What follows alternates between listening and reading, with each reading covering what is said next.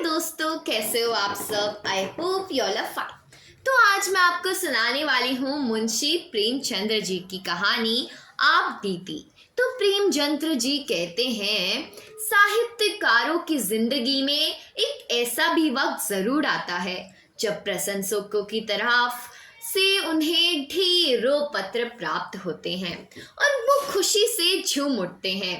यह एक ऐसा वक्त होता है जब लेखक अपनी सारी समस्याओं को भूल खुशी का अनुभव करता है।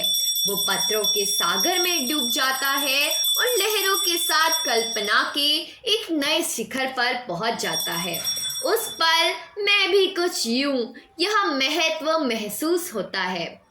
कुछ ऐसा ही अनुभव मैंने सावन महीने में किया जब मुझे मेरी रचनाओं की प्रशंसाओं से भरा पत्र प्राप्त हुआ।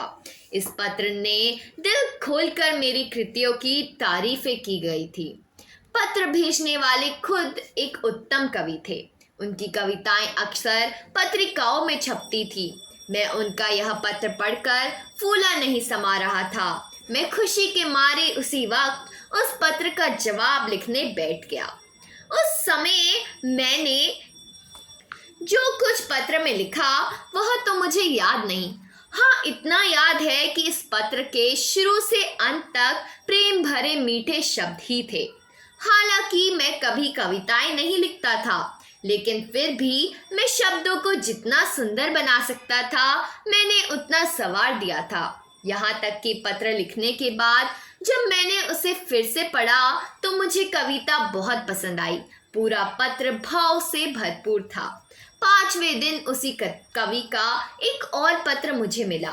वो पहले वाले पत्र के मुकाबले और ज्यादा प्रभावी था। उसमें मुझे प्यारे भाई कहकर पुकारा गया था।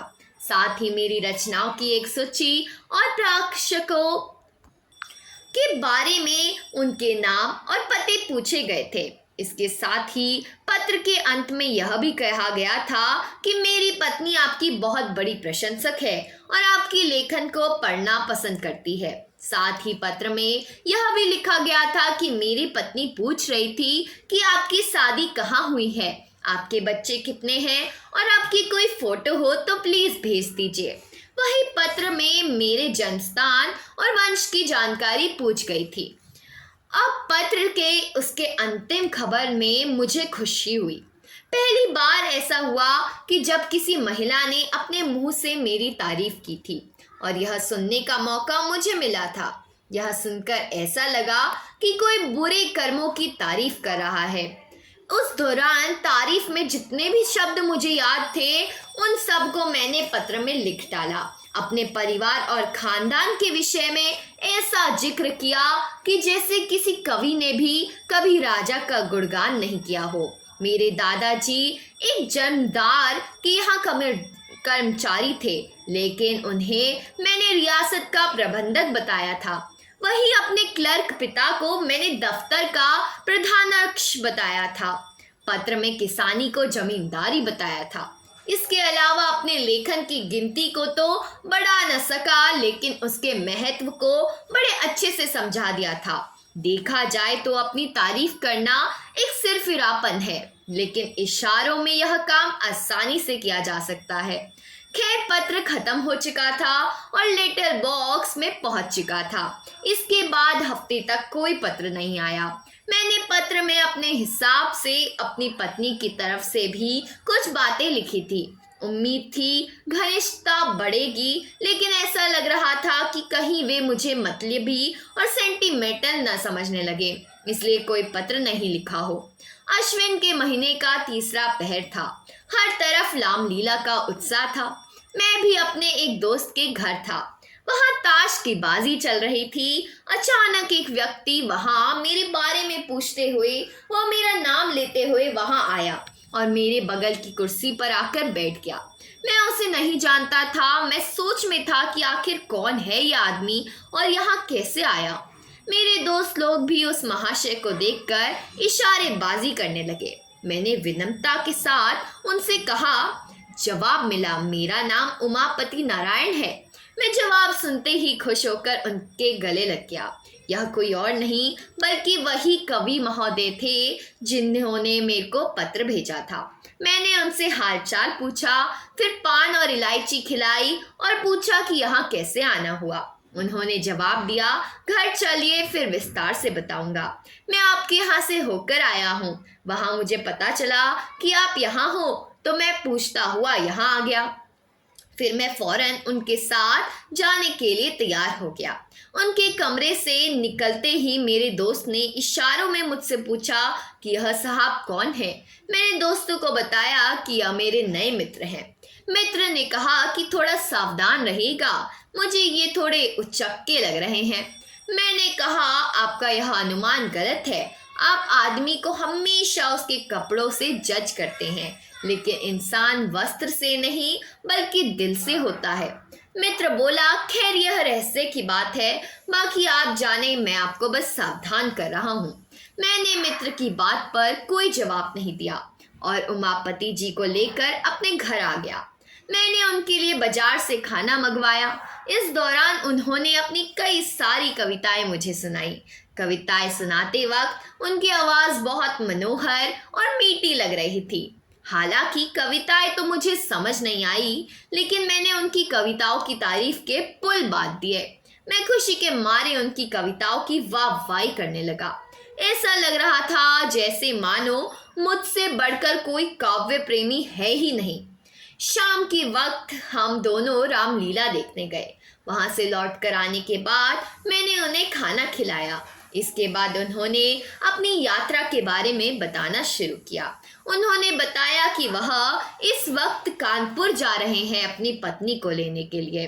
उनका मकान कानपुर में है। उन्होंने उस वक्त अपने विचार को साझा करते हुए बताया कि उनकी इच्छा मासिक पत्रिका निकालने की है। उन्होंने बताया कि प्रकाशक कविताओं के लिए 1000 रुपये देते हैं, लेकिन उनकी इच्छा है कि वे कविताओं को पत्रिका में क्रमशः निकालें, फिर अपने ही पैसों से पुस्तकार प्रिंट करवाएं। उमापति ने यह भी बताया कि उनकी जमींदारी कानपुर शहर में है, लेकिन वह साहित्यिक जिंदगी बिताना चाहते हैं। उन्हें जमींदारी से नफरत है। उन्होंने बताया कि उनकी पत्नी लड़कियों को एक स्कूल में पढ़ाती हैं और वहाँ प्रधानाध्यापिका भी हैं। यह सारी देर बातें करने तक चल गई। अधिकांश बातें उस दिन की याद नहीं है। हाँ, बस यह याद है कि हमने अपने भावी जिंदगी का एक प्रोग्राम बना लिया था। उस वक्त मैं अपनी किस्मत को सराह रहा था कि घर बैठे बिठाए मुझे भगवान ने एक अच्छा दोस्त भेज दिया। हम लोगों को बात करते करते लगभग आधी रात यूं ही बीत गई। उन्हें अगले दिन 8 बजे निकलना था, सो मैं सोकर सुबह 7 बजे उठ गया। मैंने देखा कि उमापति जी जाने के लिए तैयार थे। बोले, इजाज़त दीजिए, लौटने वक्त इधर से ही जाऊंगा। इस वक्त आपको तकलीफ दे रहा हूँ, माफ़ करिएगा। जब कल मैं चला था तो उस वक्त सुबह के 4 बज रहे थे। चलने की चिंता में पूरी रात जागना पड़ गया। गाड़ी में बैठते ही झपकियाँ आने लगी तो मैंने कोट उतार दिया और फिर लिटा तो फौरन सो गया। मुगल सराय में आँख खुली तो देखा कि कोट गायब था। कोट को मैंने चारों तरफ ढूंढा, पता ही नहीं चला कि मेरा कोट किसी ने चोरी कर लिया है। मेरे कोट में उस वक्त 50 रुपये रखे थे, वो भी साथ में चले गए। पत्नी के मैके उसे लेने जाना है और जाते वक्त मुझे कपड़े ले जाने हैं। आप मुझे 50 रुपये उधार दे दीजिए। ससुराल से हर वक्त थोड़े बहुत पैसे खर्च होने स्वाभाविक हैं। ऐसे में अगर पैसे ना खर्च करो तो हंसी होगी। मैं जब वापसी में इधर से लौटूंगा तो आपको पैसा देता हुआ जाऊंगा। मैं उनकी बात सुनकर बड़ी दुविधा में था। मुझे पहले भी एक बार धोखा मिला था। फौरन मन में ख्याल आया कि कहीं इस बार भी धोखा न खा जाऊं। फिर तुरंत ही मुझे अपने इस ख्याल पर शर्म आने लगी। मैंने सोचा, इस संसार में हर व्यक्ति एक जैसा नहीं होता। ये बेचारे कितने सज्जन आदमी हैं, इस वक्त मुसीबत में हैं। यह सोचते हुए मैंने अपनी पत्नी को कहा कि अगर तुम्हारे पास कुछ पैसे हैं तो दे दो। पत्नी ने पूछा, क्या करोगे? मैंने कहा, कल जो मेरे मित्र आए हैं, किसी ने उनके रुपए सफर में चुरा लिए हैं। उन्हें ससुराल अपनी पत्नी को लेने जाना है। लौटते वक्त वो पैसे दे देंगे। मेरी बातों को सुनकर पत्नी ने मजाक करते हुए कहा, तुम्हारे जितने भी दोस्त आते हैं सब तुम्हें धोखा देते ही जाते हैं। मेरे पास कुछ पैसे नहीं हैं। फिर मैंने थोड़ा अपनी पत्नी को मनाते हुए कहा कि अगर पैसा है तो दे दो ना, बेचारे तैयार होकर खड़े हैं, उनकी गाड़ी छूट जाएगी। पत्नी ने कहा, बोल दो जाकर कि इस वक्त घर में कोई पैसे नहीं है। मैंने कहा, यह कहना इतना आसान बिल्कुल नहीं है। इसका मतलब यह है कि मैं दरिद्र होने के साथ साथ अच्छा दोस्त भी नहीं हूँ। क्या मेरे पास 50 रुपए का भी इंतजाम नहीं हो सकता? उमापति जी को इस पर कभी भी यकीन नहीं होगा कि मेरे पास इतने पैसे भी नहीं हैं। इससे तो यह सही कि उनसे मैं सीधे सीधे कह दूं कि हमें आप पर बिल्कुल यकीन नहीं है।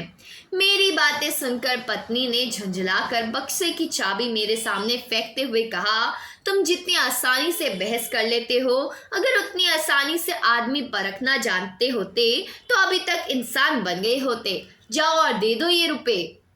इन रुपयों को उधार समझकर मत दो। ये समझना कि इन रुपयों को पानी में फेंक दिया। मुझे तो बस आम से मतलब था कि पैर की गिनती से। मैंने रुपए निकालकर उमापति जी को दे दिए। उमापति जी ने पैसे लौटाने का वादा किया और चले गए। उमापति 7वें दिन फिर शाम को घर वापस आए। उनके साथ इस बार उनकी पत्नी व बेटी थी। दही चीनी खिलाकर मेरी पत्नी ने उन लोगों का स्वागत व आदर सत्कार किया, यहाँ तक कि 20 रुपये मुंह दिखाई के दिए। इसके साथ ही उनकी बेटी को भी मेरी पत्नी ने मिठाई खाने के लिए 2 रुपये दिए। मुझे लगा कि उमापति जी आने के बाद ही मेरे पैसे लौटा देंगे, लेकिन उन्होंने रात में रुपयों की कोई जिक्र ही नहीं किया। सोते वक्त मैंने पत्नी से कहा कि रुपये का तो इन्होंने जिक्र तक नहीं किया। पत्नी ने मेरी बात सुनकर हंसते हुए कहा, क्या तुम्हें सच में उम्मीद थी कि वो आते ही फौरन तुम्हें पैसे लौटा देंगे? मैंने पहले ही तुमसे कहा था कि रुपये मिलने की उम्मीद में उन्हें पैसे मत देना। यह समझो कि ये पैसे किसी दोस्त की मदद के लिए दिए थे, लेकिन तुम तो विचित्र हो। पत्नी की बातें सुनकर मैं लज्जित होकर चुप रह गया। उमापति अपनी परिवार वालों के साथ 2 दिन तक मेरे घर में रुके। मेरी पत्नी ने उस दौरान उन लोगों का खूब आदर सत्कार किया। मुझे फिर भी संतोष नहीं था, क्योंकि मैं समझता था उन्होंने मेरे साथ धोखा किया था। तीसरे दिन वह सुबह जल्दी अपने घर जाने को तैयार हो गए। मुझे अब उम्मीद थी कि वे मेरे पैसे लौटा देंगे। ऐसा नहीं हुआ। वो अब एक नई राम कहानी सुनाने लगे। उन्होंने बिस्तर बांधते हुए कहा कि मुझे बड़ा ही दुख है कि इस बार मैं आपके पैसे नहीं लौटा पाऊंगा। दरअसल बात यह है कि घर में पिताजी से मुलाकात नहीं हो पाई। वे किसी काम से गांव गए थे। मेरे पास इतनी छुट्टियां नहीं थी कि उनसे मिलने मैं गांव तक जाता। गांव जाने के लिए रेल का वहाँ कोई भी जरिया नहीं है। वहाँ पहुँचने के लिए बैलगाड़ियों से जाना पड़ता है। इसलिए सिर्फ एक दिन में घर में रहा और फिर अपने ससुराल को निकल गया। मेरे सारे पैसे ससुराल में ही खर्च हो गए। अब तो मेरे पास ट्रेन के टिकट तक का पैसा नहीं है। कृपया आप मुझे 25 रुपये दे दीजिए। मैं वहाँ पहुँचते ही आपके रुपए भेज दूंगा। मन तो किया कि फौरन जवाब दे दूं, लेकिन ऐसा मैं कर नहीं पाया। मैंने पत्नी से पैसे मांगकर उनके हाथ में रख दिए। इसके बाद वो चले गए। 1 हफ्ते के बाद फिर उमापति जी ने पत्र भेजा, जिसमें लिखा कि वो काम के सिलसिले से बाहर जा रहे हैं, वापस लौटकर रुपए भेजेंगे।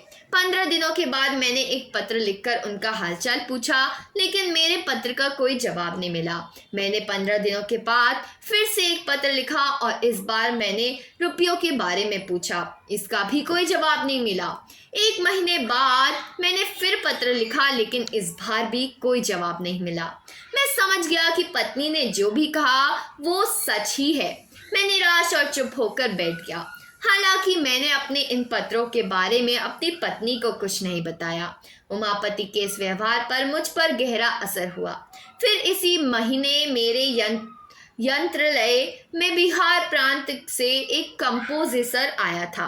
15 रुपये मासिक पर मैंने उसे काम पर रख लिया। वो पहले किसी अंग्रेजी स्कूल में पढ़ा करता था। किसी का सहयोग न मिल पाने की वजह से वो पढ़ाई छोड़ चुका था। उसके घर वालों ने उसकी मदद करने से मना कर दिया।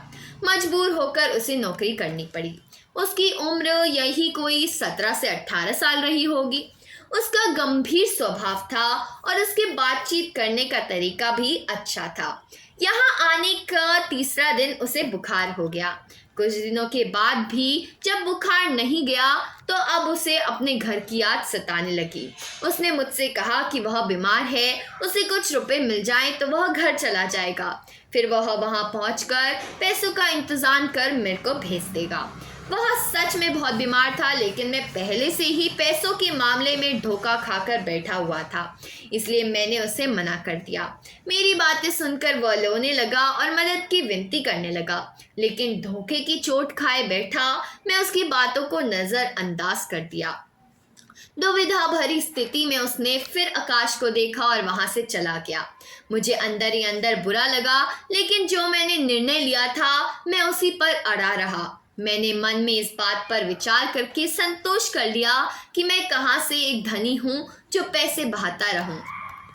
वह लड़का मेरे पास से आंखों में आंसू लेकर गया था। तब कार्यालय के एक क्लर्क जिनका नाम पंडित पृथ्वीनाथ था, उन्होंने उसकी मदद कर दी। उन्होंने उसकी पूरी कहानी सुनकर उसे 15 रुपये दे दिए। जब मुझे उनकी जानकारी हुई तो मानो मेरे मन में कोई बोझ उतर गया हो। चलो अब वो बेचारा अच्छे से घर तो पहुंच ही गया।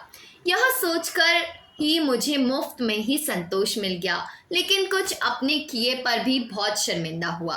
मैं बड़े बड़े उपदेश दिया करता था, लेकिन आज अपनी ही जुबान से मुकर गया। 5वें दिन पैसे आ गए। मेरी आंखें खोल देने वाली यह यातना मुझे शायद ही कभी मिली थी। खैर, इस बारे में मैंने अपनी पत्नी को कुछ नहीं बताया, वरना मेरा घर में जीना मुश्किल हो जाता। पूर्व कथित वृत्तांत को लिखकर मैंने पत्रिकाओं में भिजवा दिया। मेरा मकसद बस इतना था कि मैं लोगों को धोखेबाजी के इस कुपरी राम का संदेश दूं। मुझे सपने में भी उम्मीद नहीं थी कि इसका मुझे कोई सीधा फल मिलेगा। फिर चौथे दिन 5 रुपए का मनी ऑर्डर मेरे पास पहुंचा। मैं उसे देखकर इतना खुश हुआ कि मेरी खुशी में कोई सीमा नहीं थी। मनी ऑर्डर भेजने वाला कोई और नहीं बल्कि वही महोदय थे, उमापति। भेजे गए कूपन पर सिर्फ क्षमा शब्द लिखा था। मैंने वो पैसे लेकर अपनी पत्नी को दे दिए और वो कूपन दिखाया। पत्नी ने बड़े ही अनमने तरीके से मुझसे कहा, इसे ले जाकर अपनी अलमारी में रख लो। तुम ऐसे लोभी किस्म के इंसान हो, मुझे नहीं मालूम था। कुछ पैसों के लिए इस तरह किसी के पीछे पड़ जाना अच्छी बात नहीं है। जब पढ़ा लिखा और विनयशील इंसान अपने वादे को पूरा न कर सके तो समझना चाहिए वो मजबूर है। विवश हुए इंसान को इस तरह बेइज्जत करना सही नहीं है। मैं इन पैसों को तब तक नहीं रखूंगी जब तक कि उमापति जी का कोई संदेश या पत्र नहीं आ जाता जिसमें उनके रुपए भेजने की देरी का कारण लिखा हो। हालांकि उस वक्त मैं ऐसी महान बातें सुनने के लिए बिल्कुल भी तैयार नहीं था। डूबे हुए रुपए मिल गए, इसलिए मैं खुशी के फूला ना समा रहा था। तो दोस्तों, कहानी से सीख मिलती है कि हमें किसी व्यक्ति के लिए भी तुरंत ही राय नहीं बताने देनी चाहिए, क्योंकि हो सकता है वह अच्छा भी हो सकता है वह बुरा भी हो। तो पहली बारी में उसके लिए कुछ सोच लेना नहीं चाहिए कि ऐसा है या वैसा है। तो दोस्तों, आज की कहानी यही थी। पसंद आई हो तो वीडियो को लाइक करना, चैनल को सब्सक्राइब करना। आज के लिए बस इतना ही। मिलते हैं अगली वीडियो में।